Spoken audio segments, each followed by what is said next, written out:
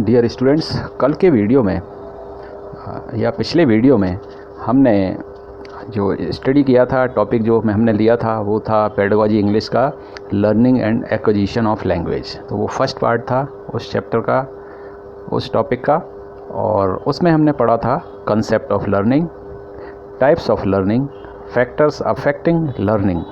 मतलब concept of learning मतलब कि अधिगम की संकल्पना, और अधिगम या लर्निंग के प्रकार, टाइप्स ऑफ लर्निंग, और वो कारक जो कि अधिगम को प्रभावित करते हैं। इसके अलावा हमने RTE एक्ट भी समझा था, right to child education,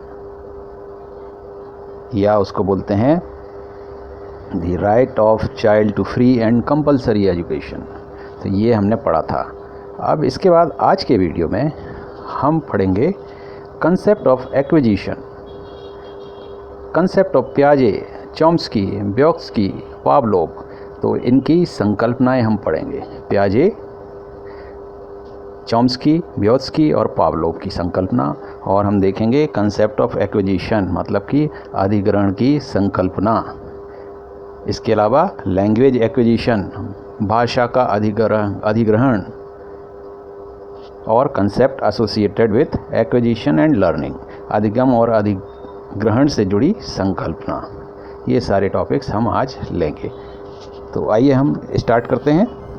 concept of acquisition, इसका अर्थ होता है अधिग्रहण का संकल्पना, अधिग्रहण की संकल्पना। When language is learned naturally and without any systematic practice, it is called acquisition. जब हम किसी भाषा को प्राकृतिक तरीके से सीखते हैं और उसके लिए कोई भी सिस्टमेटिक प्रैक्टिस नहीं करते हैं, तो इस तरह के लैंग्वेज के सीखने को हम कहते हैं एक्विजिशन, कंसेप्ट ऑफ एक्विजिशन, अधिग्रहण की संकल्पना। मतलब प्राकृतिक तरीके से अगर भाषा को सीखा जाता है और उसमें कोई भी सिस्टमेटिक प्रैक्टिस ना शामिल हो, तो that is called acquisition. Language acquisition, भाषा का अधिग्रहण या भाषा को सीखना, भाषा की प्राप्ति। It is the process by which human acquire the capacity to perceive,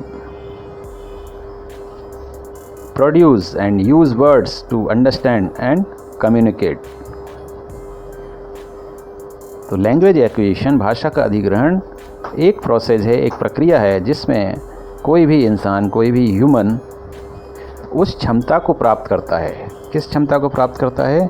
कि वो समझने और उत्पादन करने की क्षमता उसके अंदर विकसित होती है, और वो शब्दों को समझ लेता है, समझना सीखता है, और उन शब्दों को कम्युनिकेशन में, बातचीत में प्रयोग करता है। तो इसको कहते हैं भाषा का अधिग्रहण या लैंग्वेज एक्विजिशन। मतलब वो प्रक्रिया जिसमें कोई भी मानव, कोई भी इंसान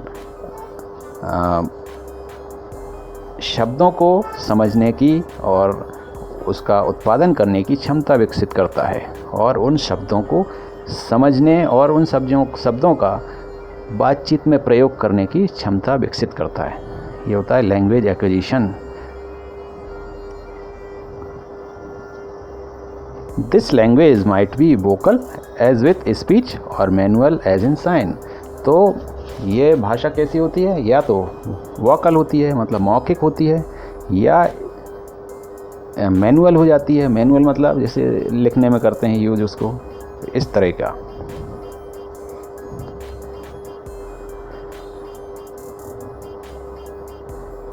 अब concept associated with acquisition and learning, तो इसमें कुछ संकल्पनाएं हैं विद्वानों की, उनके बारे में हम देख लेंगे। जैसे कि पियाजे की संकल्पना, चॉम्स्की की संकल्पना, व्योत्स्की की संकल्पना और पावलोव की संकल्पना। ये काफ़ी फेमस हैं और एग्ज़ाम पॉइंट ऑफ व्यू से काफ़ी इम्पोर्टेंट भी हैं। तो इसको ध्यान से हम समझेंगे या आप इसको ध्यान से सुनेंगे। Piaget's concept. This concept states that learning starts with adaptation, assimilation and accommodation. He also said that classification was also important to learning language. इसका अर्थ हुआ कि कोई जैसे हम किसी भाषा को सीखते हैं या कुछ भी सीखते हैं, लर्निंग मतलब सीखना, ये कब स्टार्ट होता है? अडेप्ट करना, आप वातावरण के हिसाब से अपने आप को अडेप्ट कर लेते हैं, ढाल लेते हैं और एसिमिलेट कर लेते हैं और एकोमोडेट कर लेते हैं, उसमें अपने आप को एकोमोडेट करना। He also said that classification was also important to learning. तो वर्गीकरण कर लेना, अपने उपयोग के हिसाब से चीज़ों का वर्गीकरण करना, उनको बाइफरकेट कर लेना और फिर उनका उपयोग करना। तो ये भाषा को सीखने में भी बहुत इम्पोर्टेंट है।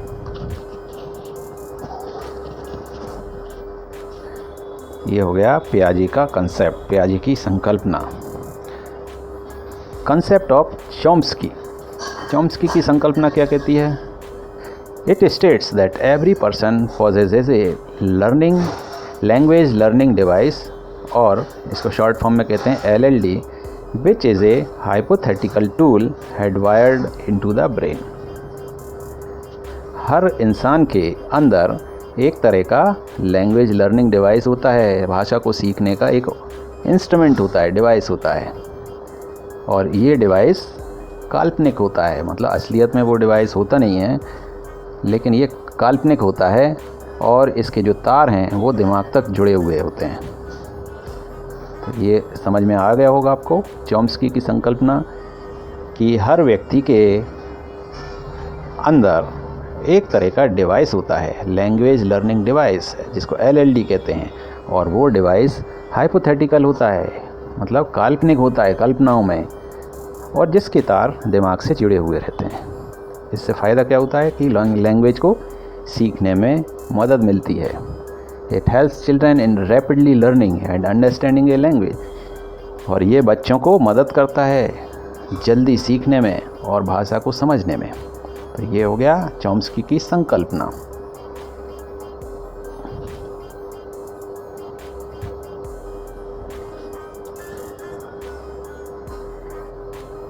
Vygotsky's concept of learning and acquisition. English में कुछ कैरेक्टर ऐसे होते हैं जो साइलेंट होते हैं, स्पेलिंग में तो दिखाई देते हैं लेकिन उनको आप बोलते नहीं हैं।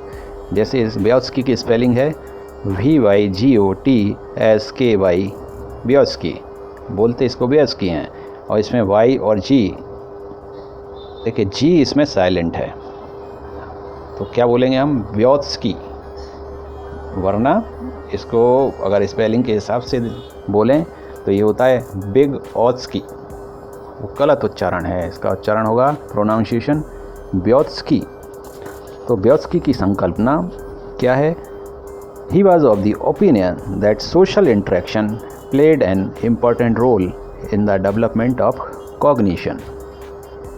तो व्योत्स्की की जो संकल्पना है वो आधारित है समाजवाद पर, कि उनका ये मानना है, ओपिनियन है, अभिमत है कि अगर बच्चा समाज में रहता है, समाज में लोगों से बातचीत करता है, तो समाज में रहने से, बातचीत करने से वो काफ़ी सारी चीज़ें सीखता है। इसका उदाहरण यह है कि कोई एक अनपढ़ व्यक्ति भी है, अगर वो कहीं पढ़ा भी नहीं है लेकिन अगर समाज में रह रहा है तो भाषा को सीख जाता है, भले ही उसको लिखना ना है लेकिन बोलना और समझना सीख जाता है। अकॉर्डिंग टू हिम,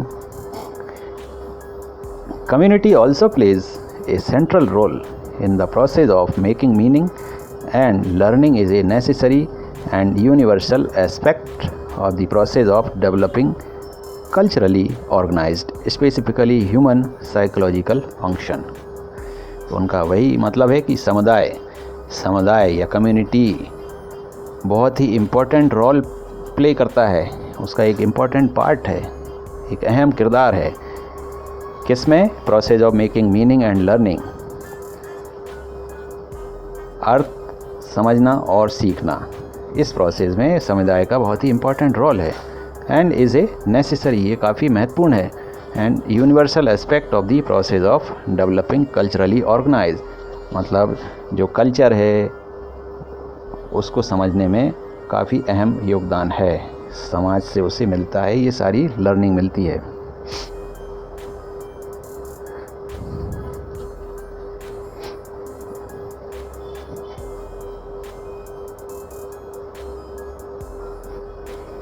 लास्ट है पाब्लोस कंसेप्ट ऑफ लर्निंग। और Pavlov's theory is also known as classical conditioning. Pavlov की जो थ्योरी है, संकल्पना है, उसका एक दूसरा नाम भी है जिसको बोलते हैं क्लासिकल कंडीशनिंग। क्लासिकल कंडीशनिंग, ऐसा क्वेश्चन आता है कि पाब्लोव कंसेप्ट ऑफ लर्निंग को क्या बोला जाता है, तो या उसका अनदर नेम है क्लासिकल कंडीशनिंग। तो क्या है classical conditioning? Classical conditioning is based on the habit formation. इनका कहना है कि हैबिट फॉर्मेशन, आदत, आप Pavlov was of the view that human learn due to some stimulus. इनका कहना है कि आदत, व्यक्ति को आदत पड़ जाती है कई चीज़ें, जैसे आप कहीं पर रहते हैं, किसी वातावरण में रहते हैं, कुछ लोगों के साथ रहते हैं, तो उन चीज़ों को आप सीखते हैं और उन चीज़ों की आपको आदत हो जाती है, आप उसमें ढल जाते हैं, वो आपकी आदत में शामिल हो जाता है। According to him, classical conditioning is a reflexive or automatic type of learning in which a stimulus acquires the capacity to evoke a response that was originally evoked by another stimulus. तो stimulus को क्या बोला जाता है? प्रेरणा, उत्तेजना। He was of the view that human learn due to some stimulus। मतलब अगर व्यक्ति को कहीं से प्रेरणा मिल रही है तो उस प्रेरणा से भी वो सीखता है। तो ये हो गया पावलोव की संकल्पना, और इस संकल्पना को बोला जाता है क्लासिकल कंडीशनिंग। तो इस वीडियो में हमने पढ़ा पियाजेस कंसेप्ट, पियाजे की संकल्पना, कंसेप्ट ऑफ चॉम्स्की, चॉम्स्की की संकल्पना, व्योस्की की संकल्पना हमने पढ़ी, और पावलोव्स कंसेप्ट ऑफ लर्निंग, पावलोव की संकल्पना। इसके अलावा कंसेप्ट ऑफ एक्विजिशन और लैंग्वेज एक्विजिशन, ये सारी चीज़ें इस वीडियो में हमने पढ़ी। तो स्टूडेंट्स, आज की वीडियो में इतना ही। अगले वीडियो में हम इसी से आगे का हम पढ़ेंगे और उसको देखेंगे नेक्स्ट वीडियो में। तब तक आप इन दोनों वीडियोज़ की आप तैयारी करें, देखें और समझें। Thank you so much.